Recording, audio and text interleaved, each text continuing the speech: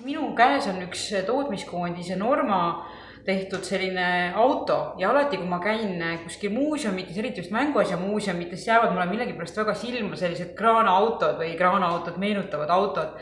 Et sellega seoses tuleb mul kohe meelde üks lugu, kui ma käisin lasteaias. Ja meil lasteaias oli selline komme, et kui lastel olid sünnipäevad, siis kasvataja alati kinkis igale sünnipäeva lapsele mõne toreda mänguasja.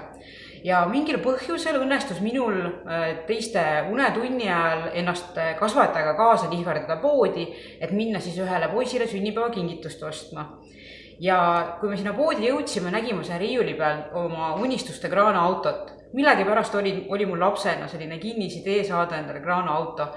Ja ma ei tea, kuidas see mul õnnestus, aga igatahes kasvataja väljus sealt mänguasja poest 2 kingitusega, millest üks oli siis minule ostetud kraanaauto.